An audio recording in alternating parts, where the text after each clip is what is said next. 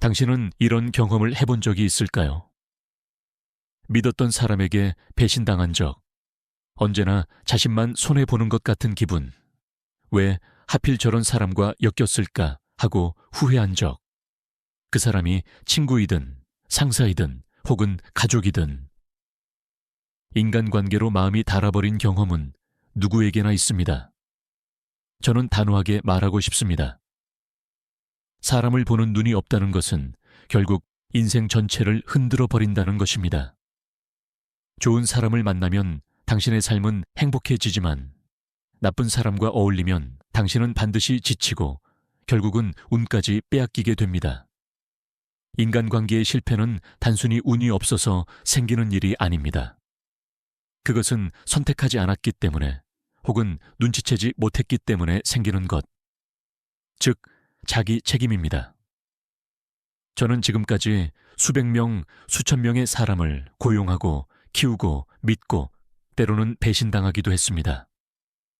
그 과정에서 확신을 갖게 된 것이 있습니다. 사람을 판단할 때 학력도, 직함도, 외모도, 화려한 말투도 기준이 될 수 없습니다. 가장 중요한 것은 그 사람이 평소에 어떤 말을 입에 담고 사는가입니다. 왜냐하면 입에서 나오는 말에는 그 사람 마음의 뿌리가 고스란히 드러나기 때문입니다. 감사하지 못한 사람은 언어에도 감사가 없고, 오만한 사람은 말투에도 날이 서 있으며, 남을 깔보는 사람은 미소 짓고 있어도 그 말 속에 우월감이 묻어납니다. 이런 사람과 아무리 가까이 지내더라도 언젠가는 반드시 상처를 입게 됩니다. 반대로 말을 통해 상대를 볼 줄 아는 눈만 길러도 사람을 보는 눈은 자연스레 길러집니다. 저는 오늘 제 인생에서 얻은 교훈을 담아 이런 말을 입에 담는 사람과는 인연을 끊어라 라고 단언할 수 있는 8가지 기준을 말씀드리려 합니다. 이 기준을 알게 되면 사람을 보는 눈이 달라지고 당신의 삶이 달라집니다. 무엇보다도 당신 자신의 마음이 지켜집니다. 그럼 이제 시작해 봅시다. 첫 번째 가르침입니다. 운이 없다 라는 말을 자주 하는 사람 곁에 있으면 당신의 운도 멀어진다. 사람과 어울릴 때 가장 알아보기 쉽고 동시에 가장 위험한 습관적인 말이 바로 이것입니다. 운이 나빴어. 타이밍이 안 좋았어. 나는 원래 잘 안 풀려. 당신은 어쩌면 이런 말을 하는 사람에게 은근히 공감할지도 모릅니다. 특히 당신이 마음이 따뜻하고 상냥한 성격이라면 더 그렇습니다. 그러나 저는 큰 소리로 말하고 싶습니다. 운이 없다고 말하는 사람에게 운은 영원히 찾아오지 않는다는 것을. 이것은 단순한 우연이 아닙니다.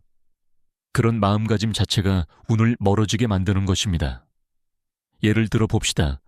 당신이 누군가에게 중요한 일을 맡겼다고 합시다. 결과가 잘 풀리지 않았을 때 그 사람이 이렇게 말한다면 어떨까요? 죄송합니다. 제 실력이 부족했습니다. 하고 반성하는 사람과 운이 없었네요. 요즘은 진짜 재수가 없어요. 라고 책임을 외부로 돌리는 사람. 당신은 둘 중 누구에게 다시 기회를 줄 것 같습니까? 답은 너무나 명확하죠. 책임을 스스로 짊어질 수 있는 사람에게만 기회는 다시 찾아옵니다. 그러나 운이 없다고 말하는 사람은 언제나 실패와 문제를 타인이나 환경 탓으로 돌려버립니다. 그 안에는 성찰도 배움도 없습니다. 저는 긴 경영 인생 속에서 뼈저리게 배웠습니다. 아무리 능력이 뛰어나더라도 입버릇처럼 운이 없었다고 말하는 직원은 결코 승진시켜서는 안 된다는 것을. 왜냐하면 그런 사람 주위에는 반드시 불신이 퍼지기 때문입니다. 상사의 탓, 부하의 탓, 경제의 탓. 언제나 자기 외부로 화살을 돌리는 사람 곁에는 결국 사람이 떠나갑니다. 여기서 잠시 멈추고 심리학의 시각을 더해봅시다. 현대 심리학에서 말하는 자기 효능감, self-efficacy 개념을 떠올려 보십시오. 자신의 행동이 결과에 영향을 준다고 믿는 사람은 성장하지만 세상 모든 것이 우연과 운에 의해 좌우된다고 믿는 사람은 결국 아무것도 시도하지 않게 됩니다. 운이 없다고 말하는 것은 단순히 불평이 아닙니다. 스스로를 성장에서 멀어지게 만드는 강력한 자기 암시이자 타인에게까지 부정적인 기운을 전염시키는 독과도 같습니다. 혹시 당신 주변에도 있지 않습니까? 나 진짜 운 없잖아 하고 농담처럼 말하지만 2번, 3번 듣다 보면 그 사람의 진심이 보이기 시작합니다. 무서운 것은 그 말이 결국 당신에게도 전염된다는 것입니다. 처음에는 위로하고 싶어서 괜찮아, 잘 될 거야 라고 말하지만 언젠가 당신 스스로도 혹시 나도 운이 안 좋은 건 아닐까 하고 생각하기 시작하게 되는 것이죠. 사람은 환경에 물듭니다. 그리고 그 중에서도 가장 강하게 물드는 것이 바로 언어입니다. 따라서 기억해 두십시오. 운이 없다고 말하는 사람 곁에 오래 있으면 결국 당신의 운도 멀어져 갑니다. 이것이 제가 인생을 통해 배운 첫 번째 가르침입니다. 2번째 가르침은 이것입니다. 고맙다 라는 말을 할 줄 모르는 사람과는 거리를 두라. 저는 인간관계에서 무엇보다도 소중히 여겨온 말이 있습니다. 그것은 바로 감사합니다 입니다. 사람은 감사의 마음을 잃는 순간부터 무너집니다. 아무리 뛰어난 능력을 가진 사람이라 해도 감사할 줄 모른다면 언젠가는 반드시 추락하게 됩니다. 왜냐하면 감사는 단순한 예의가 아니라 겸손의 표현이기 때문입니다. 겸손이란 상대를 존중하고 스스로를 과신하지 않는 태도, 그리고 그 뿌리에는 나는 혼자가 아니다, 누군가의 도움 덕분에 살아간다 라는 깊은 자각이 있습니다. 하지만 안타깝게도 지금 시대에는 이런 마음을 잊어버린 사람이 늘어나고 있습니다. 해주는 게 당연하다. 눈치채주는 게 기본이다. 이렇게 생각하는 태도 말입니다. 이런 사람들의 특징은 아무리 도움을 받아도 고마워 라는 한마디가 나오지 않는다는 것입니다. 말뿐 아니라 마음속에서도 전혀 감사하지 않습니다. 네가 한 건 당연한 거야. 내가 부탁한 것도 아니잖아. 그러니 인사할 필요 없어. 이런 마음이 말투, 태도, 작은 습관 하나하나에 스며들어 있습니다. 혹시 당신도 경험한 적 있지 않습니까? 도움을 줬는데 마치 아무 일도 없었던 것처럼 행동하는 사람. 덕분에 자신이 오히려 허무하고 씁쓸해진 경험. 그건 당신의 마음이 따뜻하고 타인을 배려할 줄 알기 때문에 느껴진 상실감입니다. 그러나 그 따뜻함은 감사를 되돌려 줄 아는 사람에게만 쏟아야 합니다. 감사하지 못하는 사람은 결국 빼앗는 쪽으로 변해갑니다.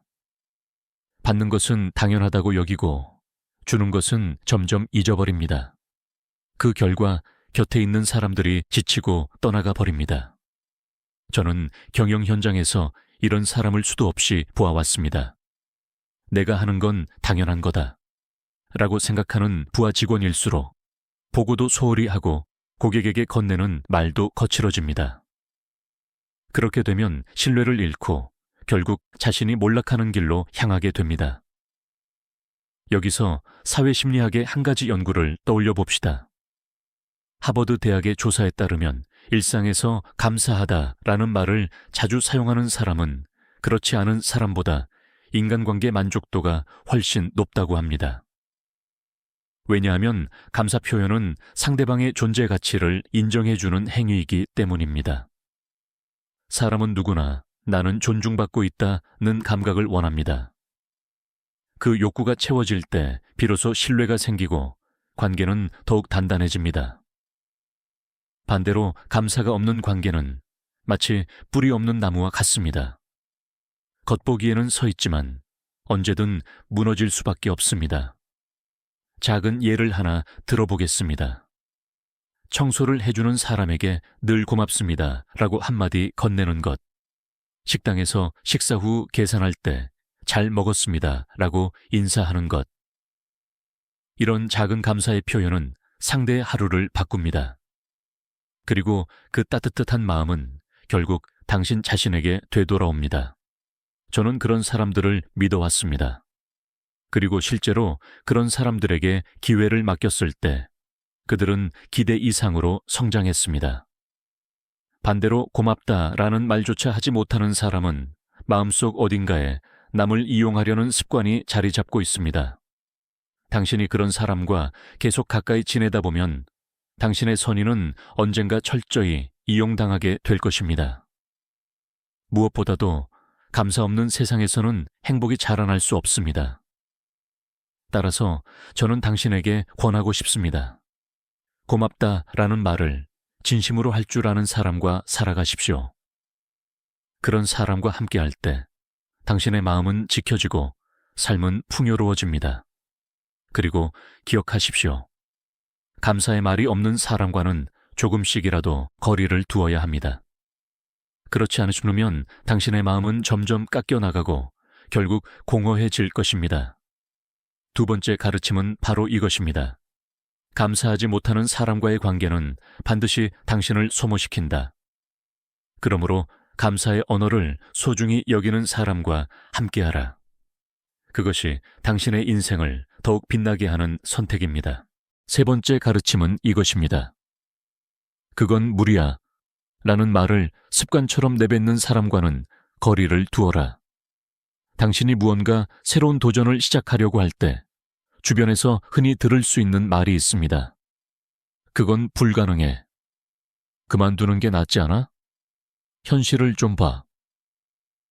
겉으로는 당신을 걱정해주는 말처럼 보이지만 사실 이 말은 당신의 가능성을 가로막는 보이지 않는 사슬과도 같습니다. 저는 오래전부터 이런 말을 가장 경계해 왔습니다. 왜냐하면 할 수 없는 이유는 누구나 무수히 만들어낼 수 있기 때문입니다.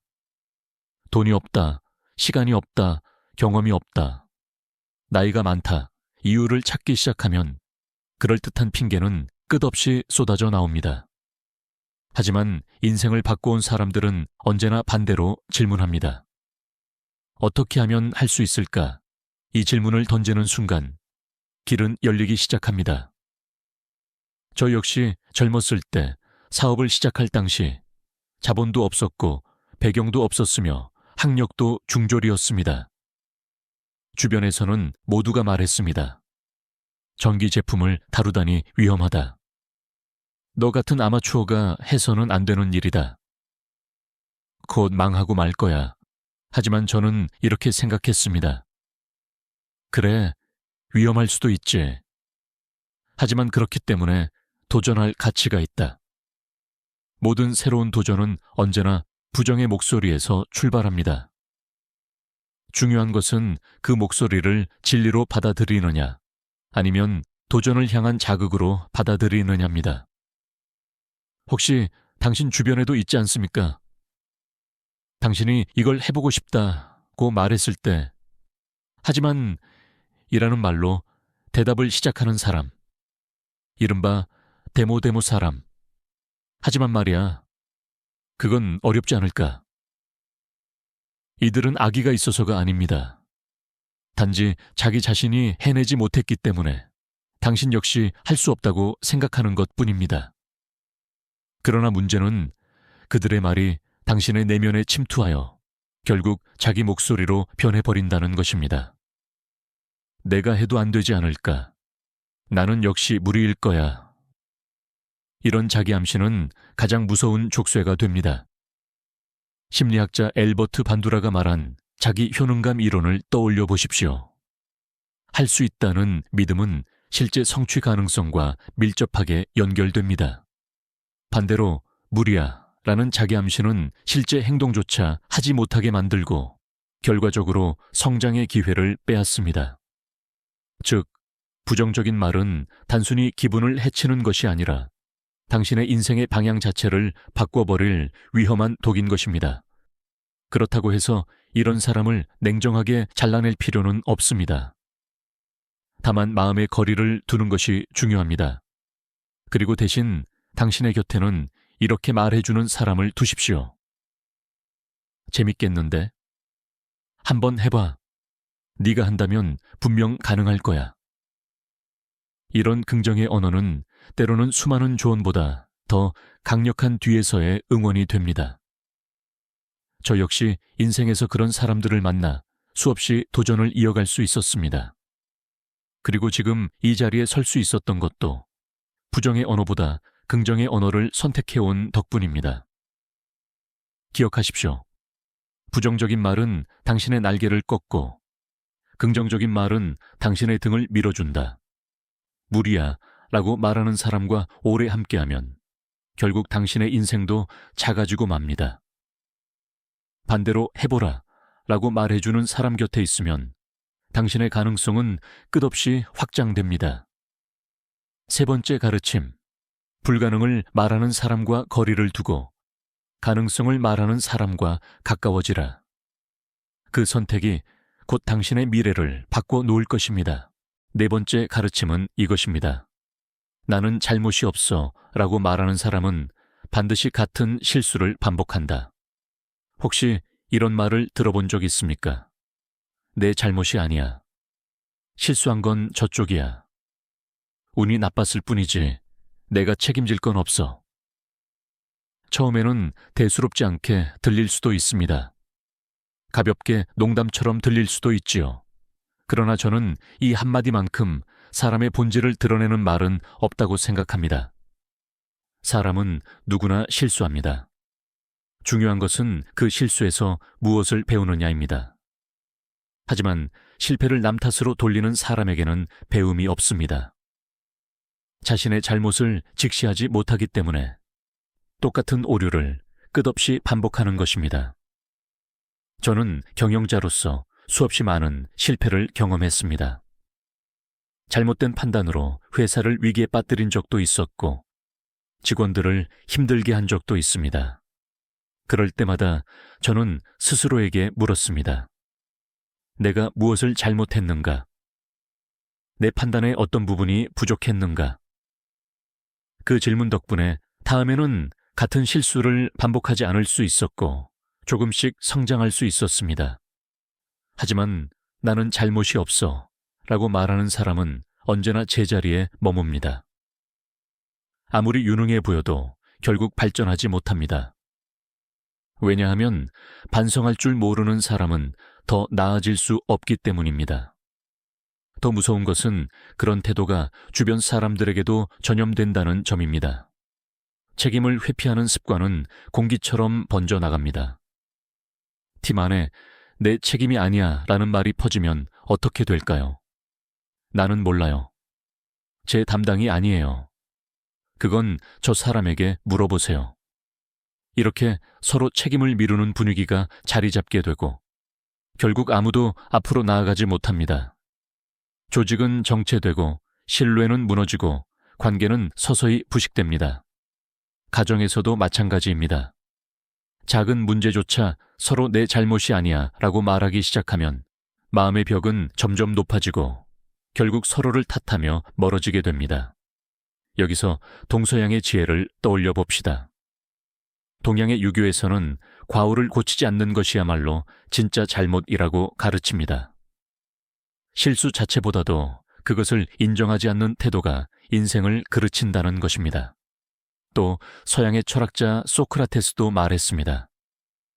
나는 내가 무지하다는 것을 안다. 이 고백 속에는 자기 잘못을 인정할 줄 아는 겸허함이 담겨 있습니다. 자신의 한계를 인정하는 사람만이 진정으로 성장할 수 있다는 뜻입니다. 저는 경영 현장에서 깨달았습니다. 내가 잘못했다. 미안하다. 이 한마디를 솔직히 할 수 있는 사람은 반드시 성장합니다. 그리고 그런 사람에게 저는 언제든 다시 기회를 주었습니다. 당신도 경험해 보았을 겁니다. 누군가가 진심으로 사과했을 때 이 사람은 믿을 수 있다 라는 느낌을 받은 적. 그것이 바로 인간의 본질입니다. 반대로 나는 잘못이 없어 라고 말하는 사람은 그 순간은 당당해 보일지 몰라도 시간이 지나면 누구에게도 신뢰받지 못하게 됩니다. 왜냐하면 자신의 약점을 직시하지 못하는 사람은 결국 자신을 무너뜨리기 때문입니다. 그리고 그런 사람과 깊이 관계를 맺으면 그 독은 당신의 삶에도 스며듭니다. 당신 또한 모르는 사이에 책임을 피하는 습관을 배우게 되고 성장할 기회를 잃게 됩니다. 따라서 네 번째 가르침을 꼭 기억하십시오. 나는 잘못이 없어 라는 사람과 거리를 두어라. 그렇지 않으면 당신의 인생 역시 같은 실수를 반복하게 될 것이다. 다섯 번째 가르침은 이것입니다. 저 사람은 쓸모없어 라고 쉽게 말하는 사람과는 거리를 두라. 회사에서, 학교에서 혹은 일상에서 우리는 이런 말을 종종 듣습니다. 저 사람은 아무짝에도 쓸모없어. 뭘 시켜도 제대로 못하잖아. 완전히 무능한 사람이야. 겉으로는 평가가 냉철하고 판단력이 있는 사람처럼 보일 수 있습니다. 그러나 저는 오랜 경험을 통해 깨달았습니다. 남을 낮춰 말하는 사람은 결국 자신도 스스로를 갉아먹는 사람이라는 것을. 사람을 가차없이 깎아내리는 사람의 마음속에는 사실 불안과 열등감이 숨어 있습니다. 자신의 약함을 들키고 싶지 않으니 다른 사람을 비난함으로써 잠시 위안을 얻는 것입니다. 저는 경영자로서 수많은 직원들을 보아왔습니다. 그 중에서도 쓸모없다는 말을 자주 하는 사람은 특징이 있었습니다. 자기가 잘한 것은 누구나 당연히 할 수 있다고 여기고 다른 이들의 작은 실수나 부족함은 용납하지 못합니다. 결국 이런 태도는 조직 전체의 공기를 무겁게 만듭니다. 사람들은 왜소하고 창의성은 사라지며 각자의 목소리가 묻혀버립니다.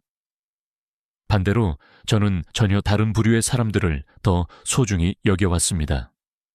예를 들어, 씨는 조금 시간이 걸리지만 아주 꼼꼼하게 해. 주는 실수가 많긴 하지만 누구보다도 성실해. 이처럼 상대의 약점 속에서도 장점을 보려는 태도를 가진 사람. 이런 사람은 믿을만 합니다. 그리고 이런 사람 덕분에 조직은 따뜻한 공기를 유지하고 사람들은 더 힘을 발휘합니다.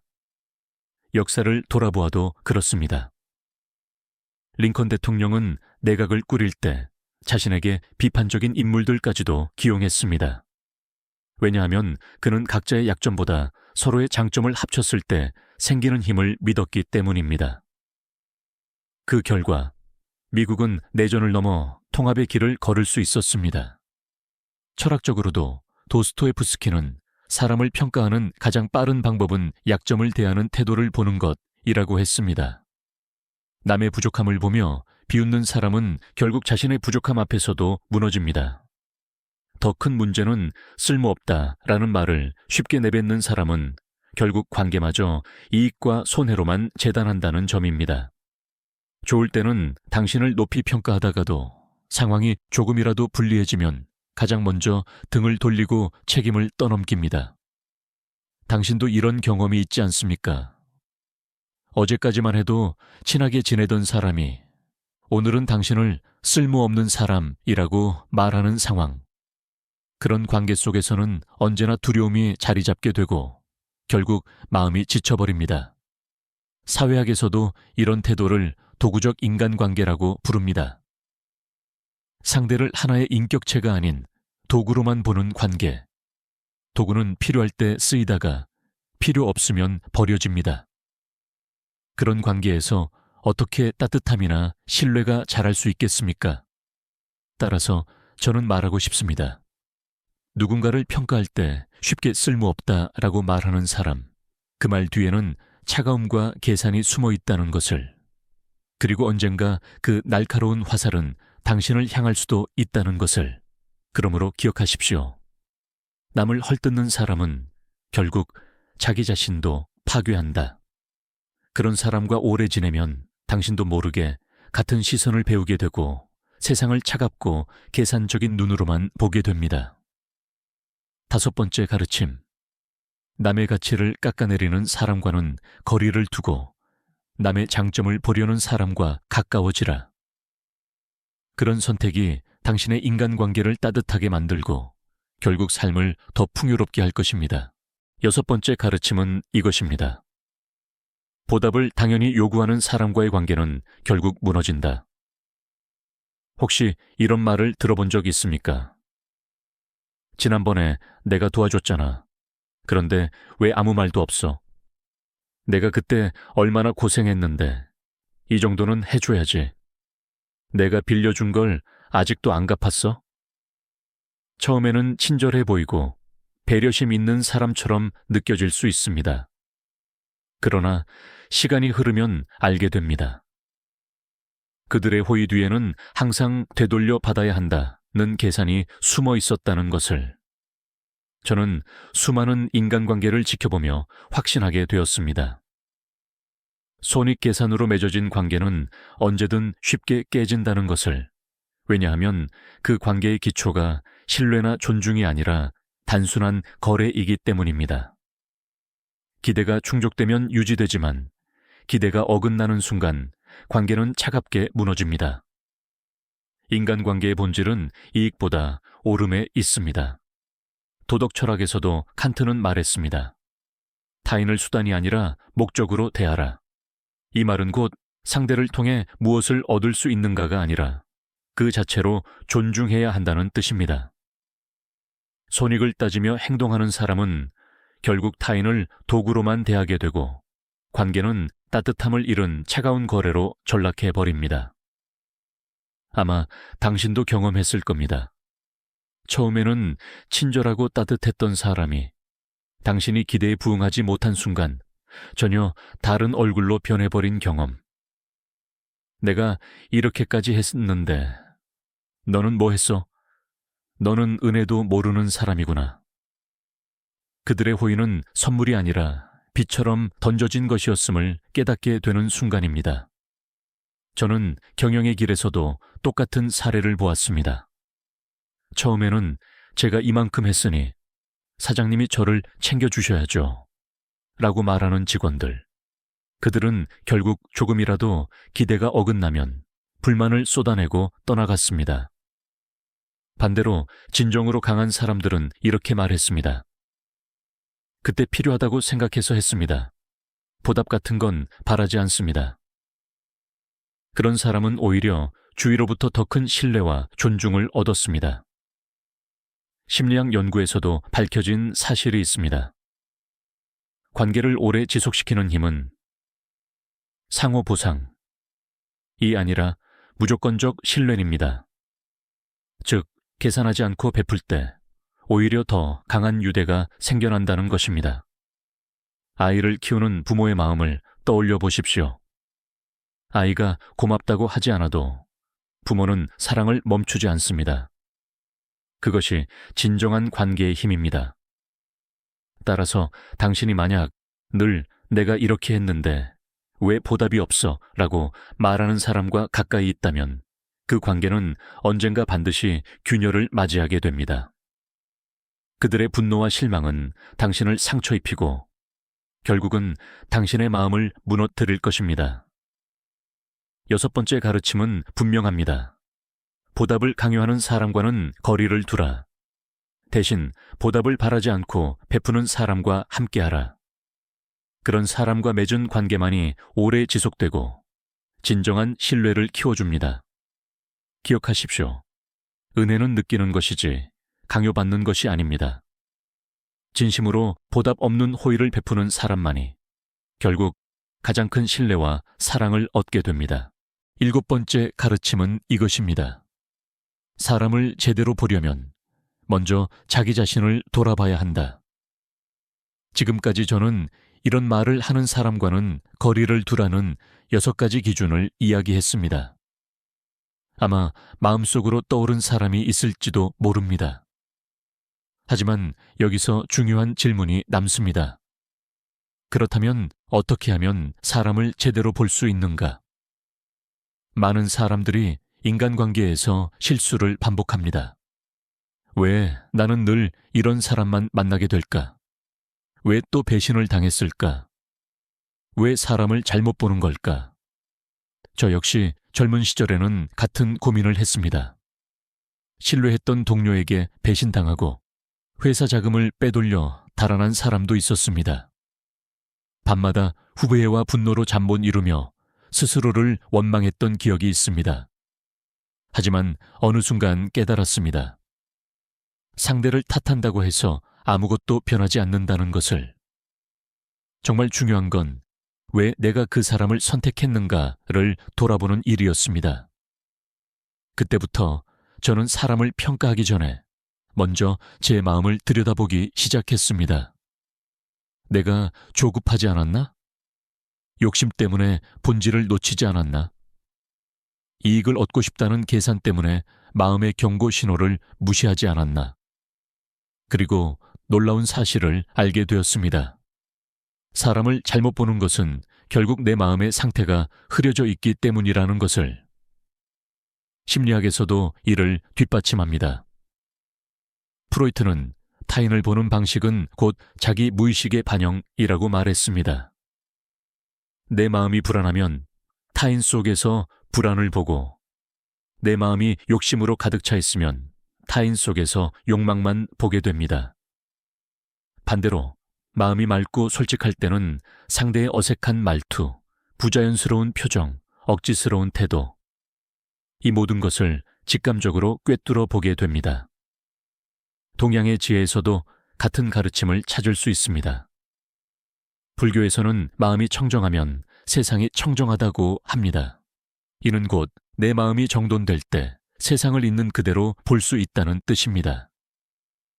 유교에서도 수신제가치국 평천하 시우신치 자치고 핑티엔샤라고 하였지요. 모든 관계의 근본은 결국 자기 수양에 있습니다. 그러므로 사람을 보는 눈을 기르고 싶다면 억지로 의심하려 애쓸 필요가 없습니다. 이 사람은 나쁜 의도가 있지 않을까? 혹시 속이고 있는 건 아닐까? 이렇게 경계심을 키우는 것이 능사가 아닙니다. 오히려 자기 마음을 정직하게 다스리고 욕심과 두려움을 내려놓을 때 상대의 본질은 자연스럽게 드러납니다. 저는 이 과정을 솔직한 마음 수준하신 이라고 부릅니다. 편견 없이, 욕심 없이, 화냄 없이 있는 그대로 보는 태도. 그렇게 바라보면 아무리 화려한 언변으로 자신을 포장해도 상대의 마음속 뿌리는 분명히 드러나게 됩니다. 기억하십시오. 사람을 잘 보는 힘은 곧 자신을 제대로 보는 힘에서 비롯된다. 당신의 마음이 흐려지지 않는다면 잘못된 인연은 결코 당신 삶에 깊게 스며들 수 없습니다. 그리고 결국 올바른 사람과의 만남이 당신의 인생을 지켜주게 될 것입니다. 7번째 가르침. 타인을 보기 전에 먼저 자신을 보라. 그 습관이야말로 인연을 올바르게 선택하는 가장 확실한 방법입니다. 여기까지 7가지 가르침을 이야기했습니다. 이제 마지막으로 꼭 전하고 싶은 말이 있습니다. 누구와 함께하느냐가 곧 당신의 인생을 결정한다. 사람은 환경에 물듭니다. 그리고 환경 중에서도 가장 큰 영향력을 가진 것은 바로 사람입니다. 함께 시간을 보내는 사람, 주고받는 말, 나누는 습관, 이 모든 것이 당신의 생각을 만들고 행동을 만들고 결국은 삶의 방향을 결정합니다. 제가 평생을 돌아보며 확신하는 진실은 이것입니다. 만나는 사람을 바꾸면 인생이 바뀐다. 하지만 이 말은 단순히 새로운 사람을 찾으라는 뜻이 아닙니다. 때로는 오랜 관계를 내려놓는 용기가 필요합니다. 이 사람은 나와 맞지 않는다. 이 관계는 내 노력을 깎아내린다. 이 인연은 내 마음을 지치게 한다. 그렇게 느끼면서도 오래된 관계니까 끊기 어렵다. 가족이니까 어쩔 수 없다. 이런 이유로 억지로 이어가는 사람들이 많습니다. 그러나 기억하십시오. 당신의 인생은 당신만의 것이다. 누구와 함께할지 선택하는 권리도 책임도 당신에게 있습니다. 여기서 한 가지 심리학적 사실을 나누고 싶습니다. 미국의 사회심리학자 짐 론은 이렇게 말했습니다. 당신의 인생은 가장 많이 시간을 함께 보내는 5명의 평균이다. 당신이 어떤 사람들과 어울리느냐에 따라 당신의 사고방식, 태도, 심지어는 경제적 성과까지도 달라진다는 것입니다. 긍정적이고 감사하는 사람들과 함께하면 당신도 자연스레 같은 습관을 갖게 되고, 부정적이고 원망하는 사람들과 어울리면 당신도 모르게 그 영향을 받게 됩니다. 그러니 용기를 내어야 합니다. 혹시 당신 곁에 늘 당신을 부정하고 희망을 빼앗고 감사를 모르는 사람이 있다면 차갑게 끊을 필요는 없습니다. 다만 마음의 거리를 두십시오. 당신의 행복을 지키기 위해, 인생의 방향을 지키기 위해서. 그리고 대신 이런 사람들을 가까이 하십시오. 고맙다 라고 말할 줄 아는 사람. 한번 해보자 라고 등을 두드려주는 사람. 당신의 노력을 인정해주고 작은 성취에도 함께 기뻐해주는 사람. 그런 인연이야말로 당신의 인생을 밝히는 빛이 될 것입니다. 저는 그런 사람들에게 둘러싸여 살아왔습니다. 그들이 특별해서가 아닙니다. 다만 마음이 솔직하고 감사할 줄 알고 겸손한 사람들이었을 뿐입니다. 그들과 함께 했기에 지금의 제가 있습니다. 당신도 오늘부터는 그 눈으로 사람을 보길 바랍니다. 말을 보십시오. 그 사람이 어떤 말을 입에 담는지를 보십시오. 그것이 그 사람의 마음을 가장 솔직하게 드러내는 단서입니다. 오늘 전한 7가지 가르침을 다시 기억해 보십시오. 운이 없어 라는 말을 입에 담는 사람과는 거리를 두어라. 고맙다를 말하지 못하는 사람과는 거리를 두어라. 무리야 라고 부정하는 사람과는 거리를 두어라. 내 잘못이 아니야 라고 말하는 사람과는 거리를 두어라. 저 사람은 쓸모없어 라고 깎아내리는 사람과는 거리를 두어라. 보답을 당연히 요구하는 사람과는 거리를 두어라. 타인을 보기 전에 먼저 자기 자신을 보라. 이 가르침들이 단순한 말이 아니라 당신의 인생을 지키는 방패가 되길 바랍니다. 그리고 마지막으로 묻겠습니다. 당신 곁에는 어떤 말을 하는 사람들이 있습니까? 그들의 말은 당신의 마음을 따뜻하게 합니까? 아니면 지치게 합니까? 만약 오늘의 이야기에서 마음에 남는 것이 있었다면 그 깨달음을 작은 행동으로 옮겨보십시오. 그 선택이 곧 당신의 미래를 바꿔줄 것입니다. 여기까지 들어주셔서 진심으로 감사합니다. 당신의 인생이 좋은 인연으로 가득 채워지기를 마음 깊이 기원합니다.